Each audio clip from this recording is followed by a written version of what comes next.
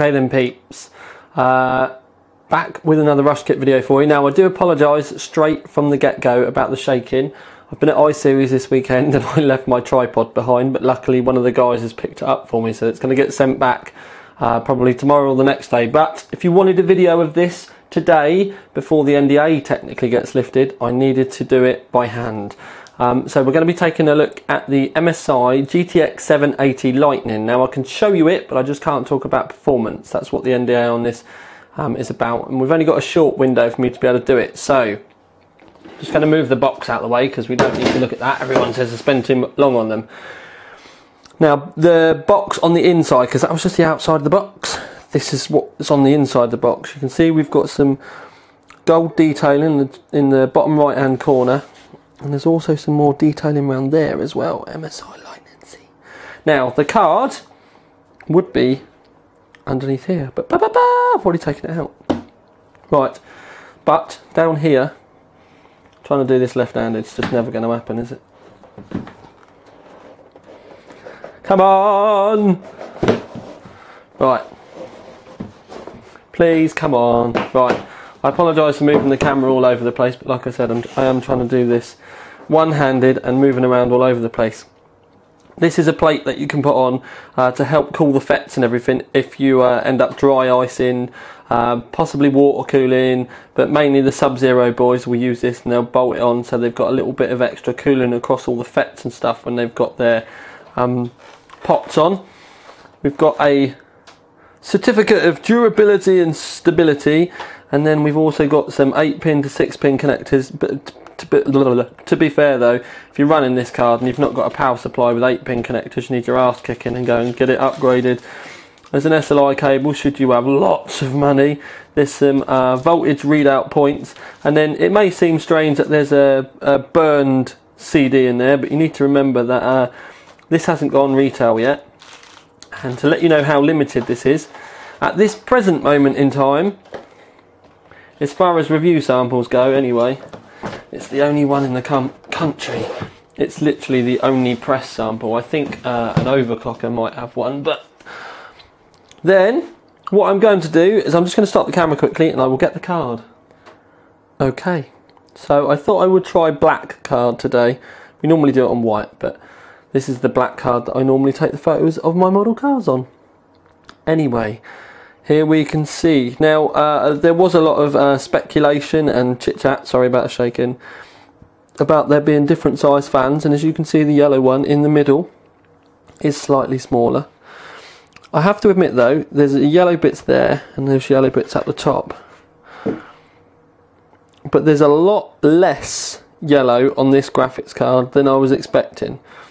I was kind of expecting there to be, I know it's meant to represent like an X, but it doesn't meet the middle of the fan. And I don't know, I guess I was kind of expecting more yellow, because people have come to appreciate the yellow a lot more with these brands now, and it's definitely a sign of the overclocking and the more high performance components and everything that's on there. And it is kind of like a nice little bit of branding, that yellow, and I personally don't think there's enough, but you know, maybe we'll see. I don't know whether this lights up yet, because it quite literally has not been in a rig yet, and I'm actually trying to have a look around the back and see if there's any lights or anything. Now it does look like it might, but we'll look later. Now obviously there are two SLI connectors like there would be on a normal 780. That does mean that we can obviously do dual would be one, but if you're going to do triple, you need the second one. And it does kind of mean if you're benching or you're absolutely insane, you can do 4 as well, although it's not officially supported. We've got a BIOS switch here to flip between two BIOSes. That's probably an LN2 mode. Again, it's literally just arrived, so I'm jumping all over it like a tramp on a £5 note. We've got two 8-pin connectors up here. As I said previously, I do hope that you've got two proper 8-pin connectors and not going to be using those adapters. Previously, MSI have lit this bit up blue, and I've never understood why we've got the yellow flashing on the card and this is lights up blue. So I am hoping and praying that they may have rectified that. Now the back plate on the back here has lots of cutouts on it. No, I would have thought it would have been a better idea to have actively, or at least had the back plate cooling these, but they've obviously decided otherwise. Nice bit of Lightning branding on the end there. Again, lots and lots more cutouts. It does sit very, very close to the back of the PCB as well, I will give it that. It's practically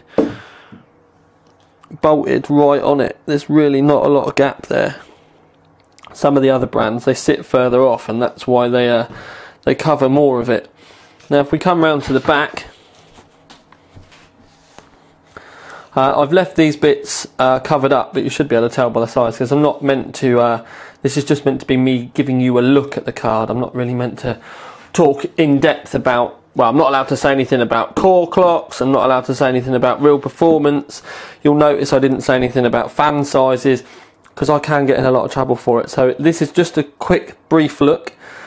We will be doing a full size, you know, video and everything afterwards on the main Time to Live channel. But yeah, I just thought I'd give you our first kind of, I won't say in-depth look, but yeah, there's a lot more. You can see there's a secondary heatsink down here as well. This is obviously cooling the memory and the MOSFETs and stuff, and it's fairly long, comes right the way down. So it'll also add a lot more rigidity to the it will also add a lot more rigidity to the card. I think probably the reason why they've got that individual bit, which will only, you know, the one in the box that will come here, is so that you can leave this area open for the hardcore overclockers to do their dice pots and the like. But anyway, right, now I'm getting fed up with holding this camera in my hand, but we've given you a good look, or as good as we can do anyway.